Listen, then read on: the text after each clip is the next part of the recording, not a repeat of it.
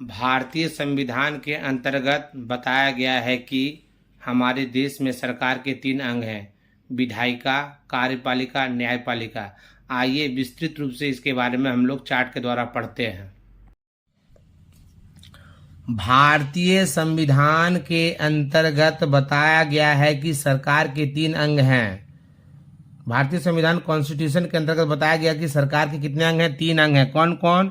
Legislature, विधायिका, executive, कार्यपालिका, judiciary, न्यायपालिका।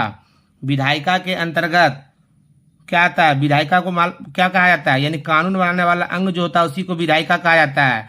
इसके अंतर्गत 2 आता है भाग, केंद्र और राज्य।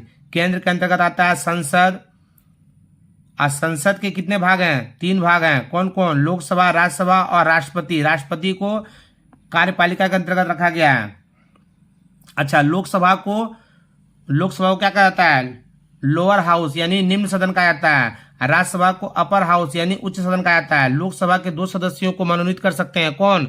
राष्ट्रपति। राष्ट्रपति जो है लोकसभा के 2 सदस्यों को मनोनीत कर सकते हैं, जबकि राज्यसभा के 12 सदस्यों को राष्ट्रपति मनोनीत कर सकते हैं। राज्यसभा के सदस्यों का कार्यकाल 6 वर्ष का होता है, जबकि लोकसभा के सदस्यों का कार्यकाल 5 वर्ष का होता है। विधानमंडल राज्य के अंतर्गत आ गया विधानमंडल। अब विधानमंडल को 2 भागों में बांटा गया, विधानसभा, विधान परिषद।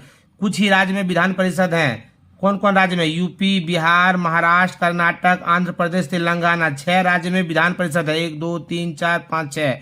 और विधान परिषद के सदस्यों का कार्यकाल कितने वर्ष का होता है? 6 वर्ष का होता है। इसे उच्च सदन कहा जाता है। विधानसभा जो है, विधानसभा को निचला सदन या निम्न सदन कहा जाता है। अनुच्छेद 333 के अंतर्गत बताया गया है कि राज्यपाल विधानसभा के 1 सदस्य को मनोनीत कर सकते हैं। अब देखिए, कानून बनाने वाला अंग यानी कि कार्यपालिका, इसको 2 भागों में बांटा गया है, केंद्र और राज्य।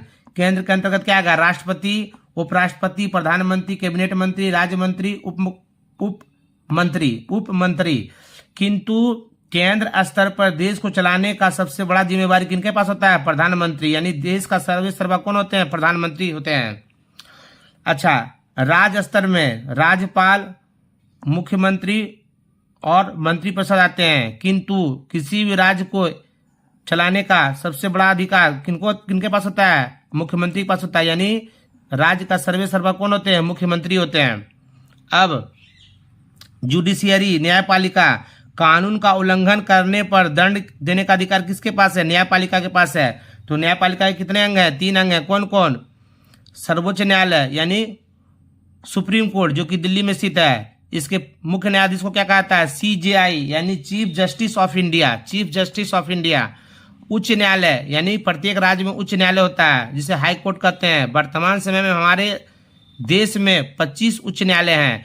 उसके बाद प्रत्येक जिला में जिला न्यायालय होता है, जिसे डिस्ट्रिक्ट कोर्ट कहते हैं।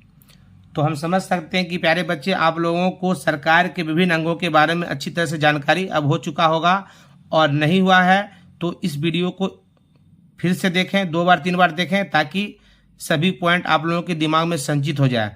और यदि यह वीडियो अच्छा लगे तो अपने मित्रों तक शेयर करें और इस चैनल को सब्सक्राइब करें। जय हिंद, जय भारत, हर हर महादेव, ओम नमः शिवाय।